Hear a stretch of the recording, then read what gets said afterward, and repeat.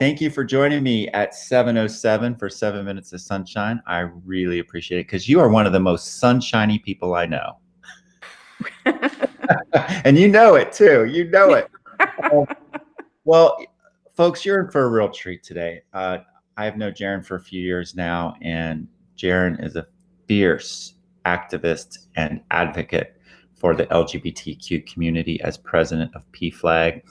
We served together on the LGBTQ roundtable, and Jaron, you have been hugely instrumental in some of the in bringing our community together and standing up for and fighting for the most marginalized. You've been a great voice using all that PR background that you have as an entrepreneur, owning your own communications company. Also, just a little bit more about you before we get started. You're from Coshocton, Ohio. Yay. And went off to Virginia Commonwealth University and studied up on communications. And of course, came back to Columbus and was with Mount Carmel Health, Price Waterhouse. And then, of course, started your own company and started a family.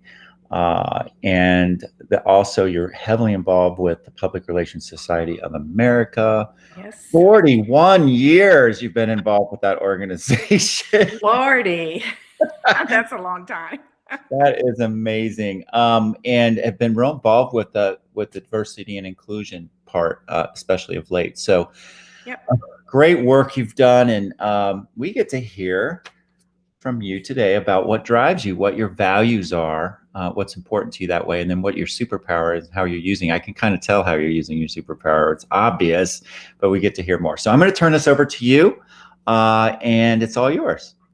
Okay. Well, first of all, thank you so much for having me. This is great. So anytime I can tell a little bit about PFLAG and being a mama bear, I'm always appreciative of that. So thank you for asking me to identify my superpowers. The list, as you know, that you sent has, I don't know how many on here. And so trying to whittle it down to just four values plus the superpower was a little difficult, but really was a great exercise. I suggest that anyone take some time to do that because it really is helpful. So my number one, of course, is family. And you see my wonderful husband, Brian Smith, and our child, 29-year-old child, Kay Terry Smith. There we are at the Museum of Art Gala, where Kay's entrepreneurial venture, Ollie Awake, was front and center at that. And another value is honesty. So I am always about truth telling, not just telling the truth, but telling truth as far as, what actually happened in history and what is kind of behind the scenes with things, digging beyond the surface. And as a PR person, sometimes PR people, one of the things that we try to do is tell the best story for our organizations, put them in the best possible light. But I have to make sure ethically that I'm not telling any untruths in that. So communication is one of my values. And actually, the name Jaron is a Jewish man's name, and it means he who speaks out or he who sings out. And I'm not going to sing for you this morning, but that is has always been a superpower of mine. I'm able to see both sides of just about any issue, which is a blessing and a curse. But being able to drill down and let people know what's happening and, different parts of things. And then, of course, balance. So I am, I don't know if I would say I'm an energetic person, but I go like I'm killing snakes, my mom used to say, and then I collapse in a heap for a while. And so one of the things that I'm always trying to do is seek a balance among the different activities that I'm in, and a balance of just my own energies. And the superpower is love, because as we know, love is in the end, it's really all that matters. And it is the thing that supersedes everything else, and always wins. Mm. Beautiful, beautiful, beautiful. It does always win, doesn't it? It Absolutely. does. It really does. So, like Dr. Reverend Martin Luther King said, the only thing that can overcome the darkness is light. And, the only thing that can overcome hate is love. And, unfortunately, we have both of those in our world. Well, you definitely use your superpower a lot. And the other thing is that you do is you show up, and you show up everywhere. That's what I've noticed about you, is you're always there, so reliable, at every event. Well, Everything. at a lot of events. Oh, So during the pandemic, of course, everything was online, and ubiquity is kind of goes hand in hand with communication. So it is important to show up, whether you're the one speaking, or whether you're passing the mic, or whether you're just sitting there as a presence. I think showing up is really important. well, you show up, and you show up with that superpower of yours, and you show up as a mama. And you have you did the mom hugs. Tell me about the mom hugs. Oh my gosh. Okay, so there are a couple of groups of which, oops, sorry about that. A couple of groups of which I'm a member.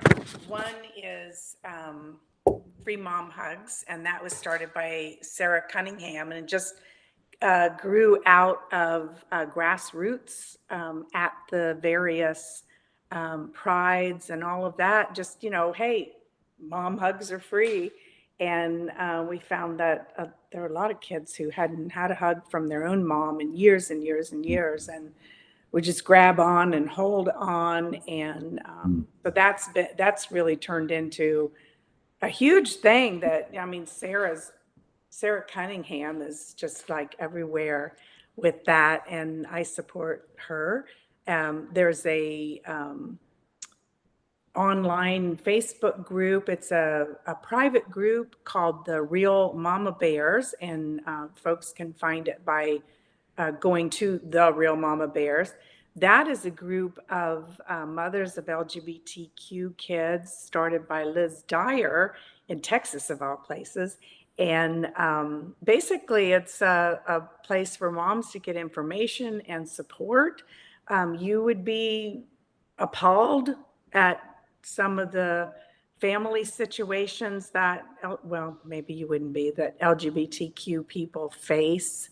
It's amazing to me that, not all parents do the number one thing, which is a parent's job, which is to love your kid. You love and support your kid. That's what you're called to do, and that's what you do. And then, of course, PFLAG is more public facing, and PFLAG was founded in 1972 Mm. through one mother's love for her gay son. That was Jean Manford. And after Stonewall, she marched with her son in the Christopher Street Parade, which was the forerunner, carrying a sign, basically that parents need to love and support their gay kids. And of course, the term gay as opposed to LGBTQ.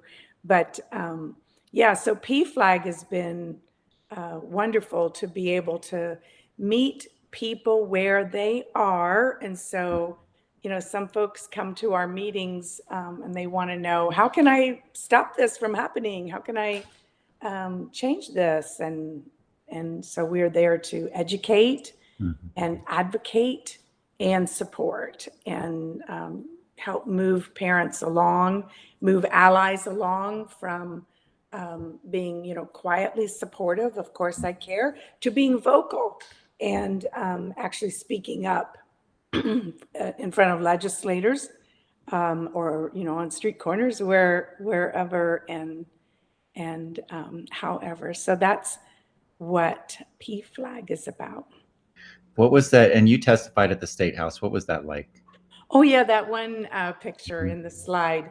Um, well, I provided written testimony, and they call on folks to provide the oral testimony based on how compelling their stories are. And I know you've been at the State House and you've heard a lot of the testimony. So I'm happy to bolster that with my presence, along with my stalwart board members, Cynthia Vermillion, who you had on the other day, and Stacy Gouch Drake. And we do show up different places. We showed up at Westerville City Council when they took the bold move to be the first suburb to pass a non-discrimination ordinance.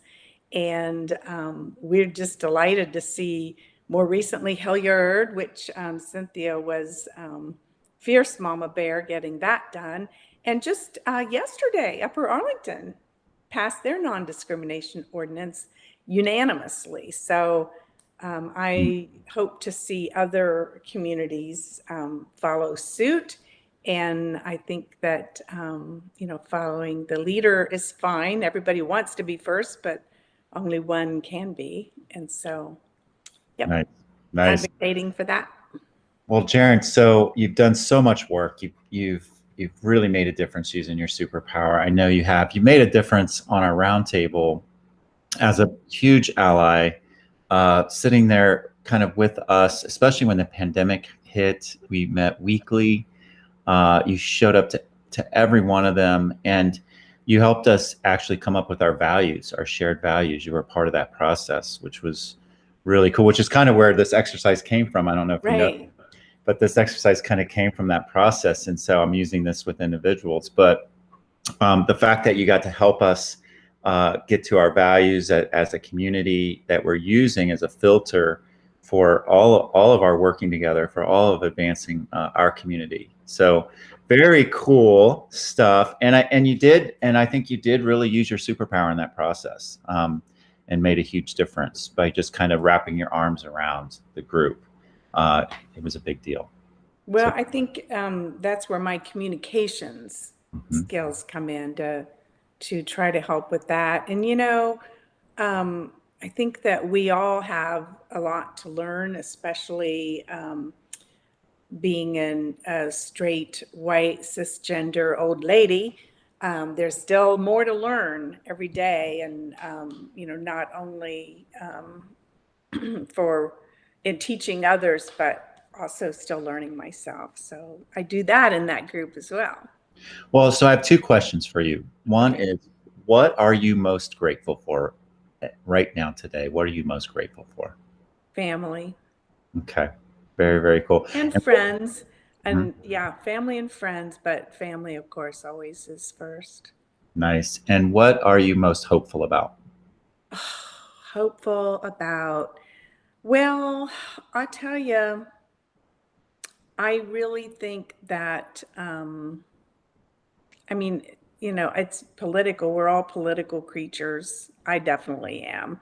But seeing what the Ohio legislature tried to do last night, the fast one they pulled with slipping into the budget legislation that would allow people to, based on their closely, I get my quotes here, closely held religious beliefs, Mhm. or what I would call closely held bigoted beliefs, to refuse to provide health care and emergency treatment to LGBTQ people. It's like, what the? Yeah. So, I mean, if Yes. you're going to sneak that in, Yes. like that, shame on you. If that's what you really believe, then you stand the hell up and let people know who you are. Show us your ass, because it really goes sneaking around. So, yes, I get fired up about things like that. And, I tell all the mama bears that we're never more beautiful than when our fangs are bared and our claws are out. And I'm not afraid to do that. So it sounds like you're hopeful about the fact that we ain't gonna let that shit happen anymore. That No. we are organized. We will stand up for each other, and you know, even if they sneak it in, we ain't going down. We ain't Well, going. and you know, fortunately, the American Medical Association and other, you know, American nurses, all of those groups are like, what the hell? Yeah. No, we take an oath to provide care for everyone. I mean, who's next? Who are they going to put on the list next of who we're going to let bleed out on the sidewalk? Well, Jeez. Jaron, we have Yes. Nina West singing "Rainbow Connection" with Kermit the Frog. Okay, Do I I get to mean, sing with her? we have won the culture war. Love has won. Love has Yes. won, and there's folks that keep fighting it, but love has won and will continue to win. And stuff Yes. like this, we will. It ain't going to stand. It ain't. That's right. Love always Love wins. always wins. So, listen, thank you so much for sharing today. Thank you. Thank you for all your advocacy, all your activism, all your communication. Really appreciate it. And remember, even when it's really damn cloudy out, the sun is always shining, and you are the sunshine, right? Thank you. You are the sunshine. All right. Well, thank you for joining me on a double 7 minutes to sunshine at 7:07. And have a good one and take care. And we'll see you soon.